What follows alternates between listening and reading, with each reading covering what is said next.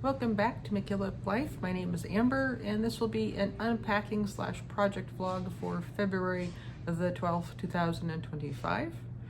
I am speaking to you from my new editing corner in my living room, and this is my editing companion Dutch, and of course my little iPad, which I do my editing on. Part of the reason I wanted to start the video off this way is because there are some parts of this video where I forgot to adjust the camera angle and it doesn't show you very well. So I thought maybe I'll bring you into today and give you some glimpses of what it actually turned out to be, maybe as an inset picture or something like that. So let's get into this. On this day, the objective was pretty simple. I was going to set up my art corner. So all the things that were for my art corner were just shoved over there, try to get them out of the way in order to make room for setting up the rest of the room. And there, I almost fell over twice. I needed to have the peace of mind that if I wanted to, I could go sit down and do art. I haven't yet, but it has given me a peace of mind that that area is set up and available for me. So the first step was to clear the space, and then the next step was to put the table back together. This table was, like I said, from my previous life, and I used to use a drafting table for my art corner, but I have for many years now never actually used it for drafting or even used the tilt function on it. So I decided to let that go and bring this one out of storage, because we had it out in our shed in the backyard. And in order to store it, we took the legs off, and it needed to have that saran wrap around it because it's an expandable table. It has two leaves that expand out on either side. I believe the total width of it, if it's expanded completely, is about 5 feet. And when it's collapsed like this, it's about 30 inches. So the first step, clear the corner. Second step, reassemble the table. And having a husband who's willing to be patient with the wrench was always a blessing. So West is helping me out, and it does take two people to flip this table because of the movable parts at the top. So it was very handy to have somebody else there to help me. Next, it was time to flip the table, and this table I got back many years ago from Pier 1 Imports, and it's very well made, but the top is a little bit finicky and odd, just how it's put together. And you have to hold at the bottom rail, not the top, because the top it lifts and is loose, and it's different.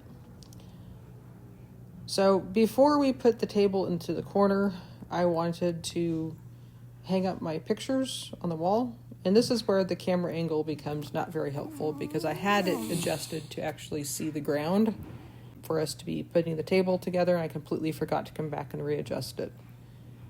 So it's always helpful to hang the pictures with the table away from the wall, because reaching over this 30 inches is just difficult. And part of this discussion was remembering how it was hung up before, how we were going to hang it up.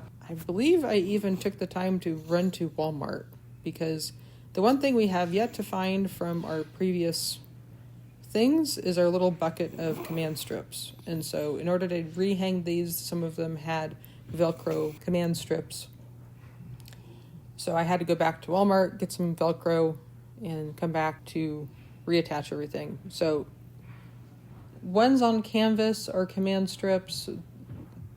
A couple ones have wire in the back that we hung it from with the hooks that West prefers, and then a couple of them are even hung with push pins. So here I'm using the paper towels to judge how high everything should be, because I don't want things so low that when I'm working on stuff, the pictures are blocked. So just using the roll of paper towels as a scale and a judge. I will skip forward and show you the corner today and how the pictures turned out. So here's the corner. I think it turned out well. The pictures look like they're purposely placed on the wall.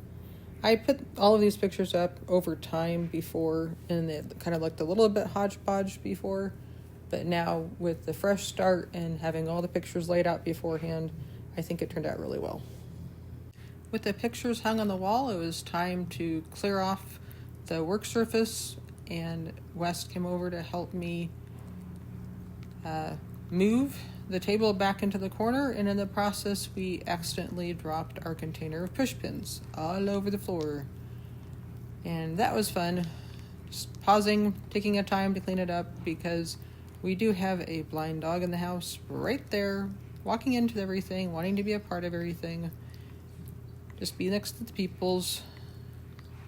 But with the two of us, we were able to get it cleaned up without anybody getting injured, which was a very, very good thing. Next, I was going to take the time to try to repair this stacking unit. It has containers with paper in it, and during the move or around the move, for some reason the top of the container, like the lid, it's not even a lid, it's just the top, that piece I'm taking off there, has become very loose. And when you're moving it around, it's very common to just grab that top to maneuver it. So I'm trying to put some crazy glue on it and see if it'll hold it in there. I really haven't tested it since I did that, so I don't know if it actually solved anything, but it'd be nice to think that it actually did. Next, it was putting the wheels back on the unit, and this previously had been sitting on top of this other unit, and that was how I had stored it, so I didn't need the wheels. In fact, the wheels would be not helpful. So with it going back on the ground, the wheels got put back on it, and I knew that both of these things fit under this table because in a previous house, that's how I had everything stored.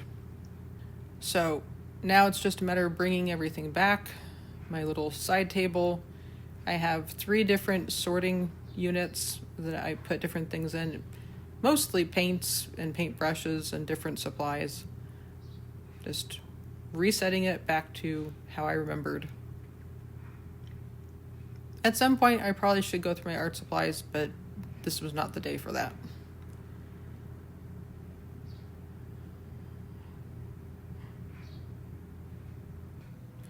Next, we have the light, and this was an edge clamp-on light that I had from the drafting table. I still want to have that because it has a nice directional light when you need it, and the awkward efforts of trying to plug it in behind everything. Eventually, it does work. Getting it clamped back on the surface. Once again, this camera angle is not very helpful. And then I had one box left to unpack for this area, which just had a random assortment of things that were on the surface of my art desk. And I had packed this up before the movers got there because I wanted all this stuff kept aside, and we had put it into the office for safekeeping. And finally, we get a different camera angle. So this is just a process of putting the desk surface back the way I remembered it and adjusting it to see how I liked it. And I was looking at a picture of the surface and how I had it previously. That little easel gets shifted around so often. Sometimes I use it, sometimes I don't. It just needs to be available to be used, but not necessarily always on the surface. And I was trying to be intentional and enjoy my tea at the same time. And here, with a little bit of masking tape, Scotch tape, I was able to put some little things in places so the decorations would hold still even if things got bumped. And once again, trying to find a place for that dang easel.